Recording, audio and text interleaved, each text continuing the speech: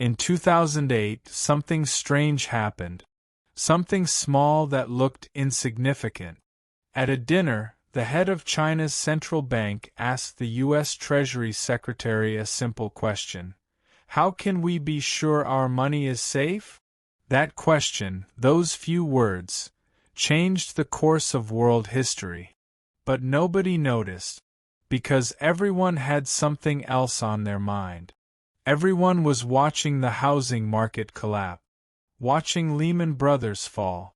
But the truly important thing was that no one heard that quiet question.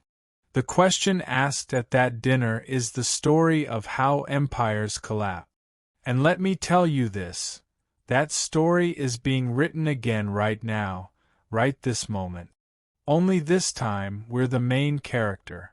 Before I tell you what really happened in 2008, you need to understand something. In world history, only 5 currencies have truly achieved global reserve currency status. Only 5. The Dutch guilder, the Spanish real, the French franc, the British pound, and the US dollar. Each belonged to the strongest economy of its era. And each one eventually collapsed. Every single one. No exceptions. Now tell me, why would we be different? The answer is simple, we won't be. But before I explain that, if you enjoy content like this, subscribe to the channel right now. Because what I'm about to show you is something the mainstream media will never talk about. What we call the 2008 financial crisis is actually 2 crises. The first is the crisis everyone knows. The housing bubble, big banks failing, people losing their jobs. That crisis was the biggest economic disaster in modern history, or so we thought. Because the real crisis was happening behind the curtain. Here's the truth nobody tells you. 2008 was the death warrant for the US dollar. It was signed in that moment. It just hasn't been executed yet. Before 2008, the world trusted America. It believed we were a responsible, reliable economy. The U.S. mortgage market was the safest investment on earth. American banks were the strongest institutions in the world. Then everything exploded, and the world learned it was all a lie. American banks were gambling with derivatives they didn't even understand. Credit rating agencies were giving AAA ratings to junk. And the worst part? What did the U.S. government do to fix the mess? It printed more debt. It printed more money. It spent trillions. That's the moment the head of China's central bank asked that question. How can we be sure our money is safe? Because China held over $1 trillion in U.S. treasuries. And now China was seeing what every creditor fears most. The debtor trying to solve its problems by borrowing even more. The U.S. Treasury Secretary answered, "Of course. Your money is absolutely safe," he said. But everyone in that room knew something else. Trust had been broken. And once trust is broken, it never fully returns. Now let me tell you another story. Let's go back to 1956, the Suez Crisis. Egypt's president nationalized the Suez Canal. Britain went insane and, together with France and Israel, launched a military operation. Troops were sent. The Egyptian army was pushed back. Militarily, it was a success. Then a phone call came from America. President Eisenhower was crystal clear. Withdraw immediately, or we will collapse your pound. Britain was stunned. We're allies, they said. America didn't care. Withdraw, it said, or we will destroy your economy.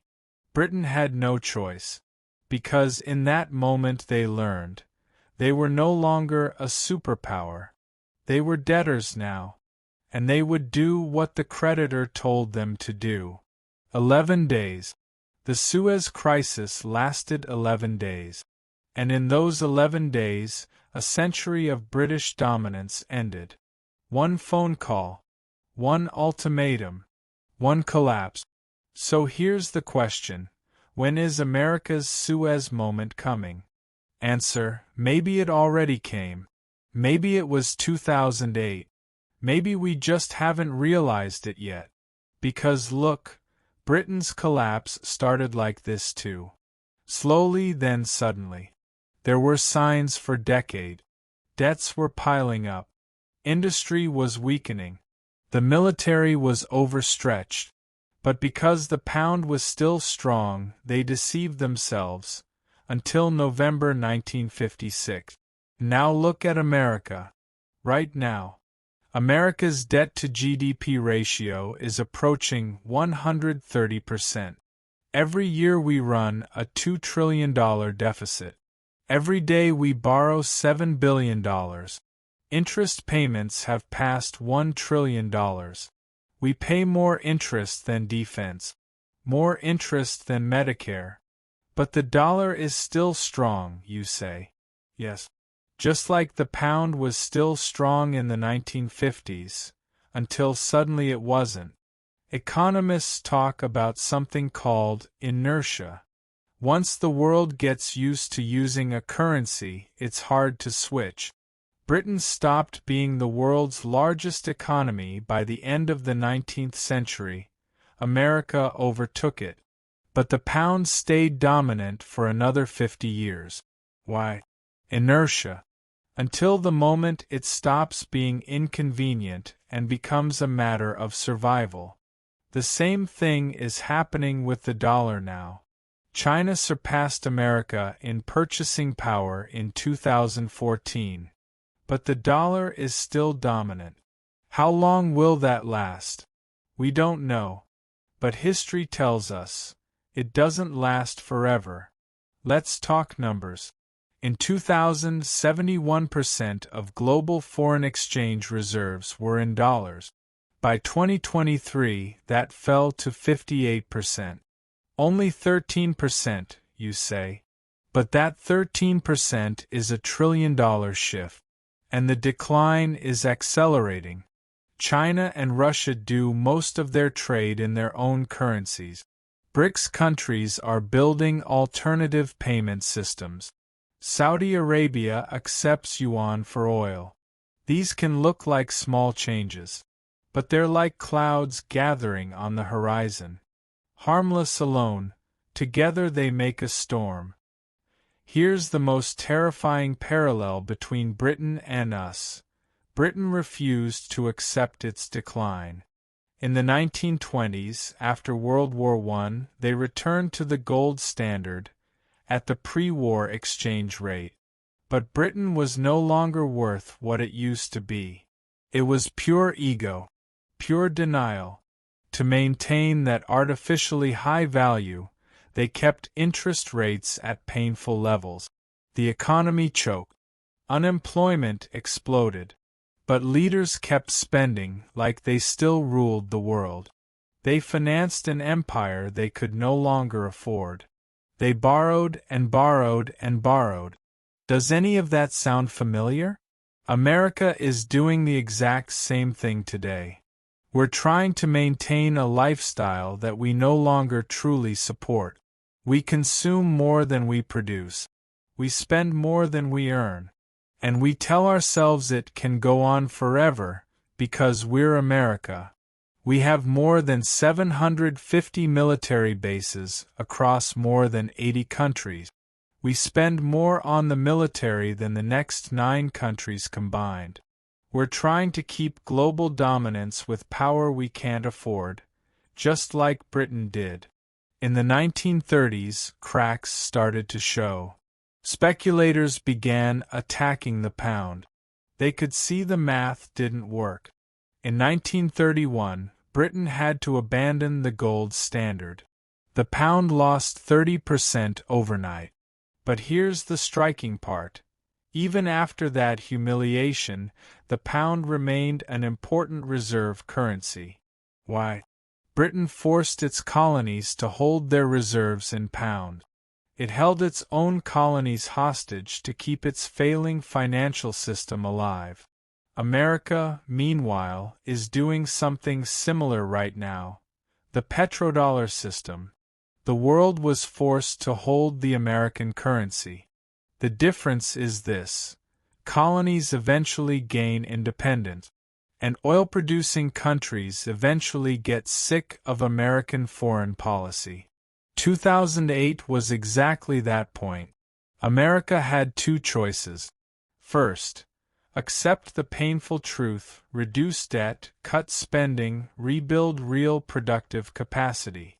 Second, cover the problem with more money, borrow more, print more, keep denying reality.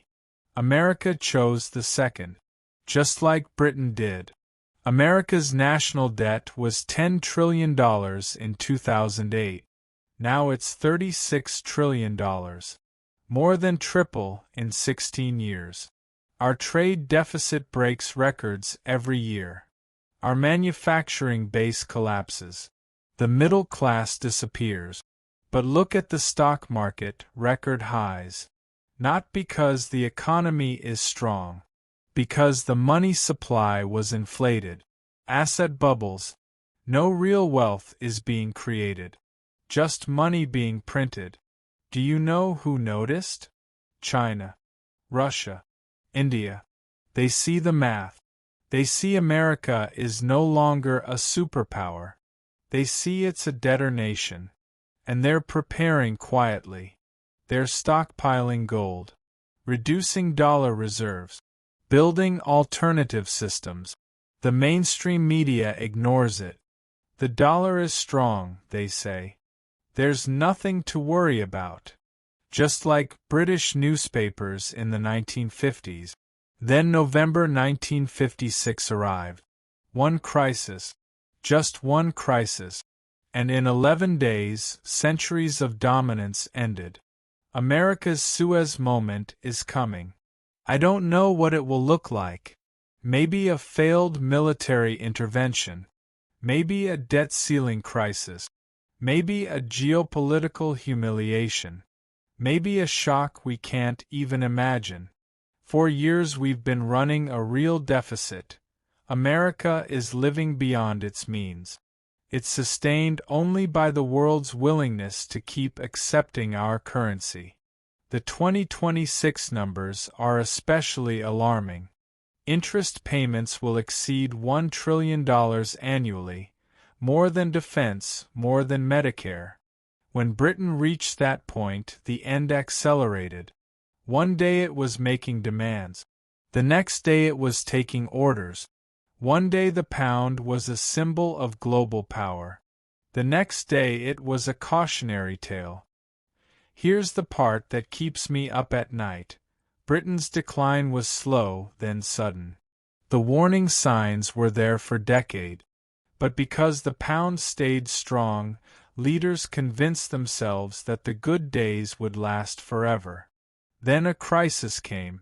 In 11 days, a century of dominance ended. America is at that moment right now. Warnings are everywhere. The Congressional Budget Office has been screaming for years. Economists agree. Former officials are warning. And just like Britain, those warnings are ignored. Britain destroyed its economy trying to defend an exchange rate that no longer reflected reality. America is destroying its economy trying to defend a lifestyle that no longer reflects reality. We consume more than we produce.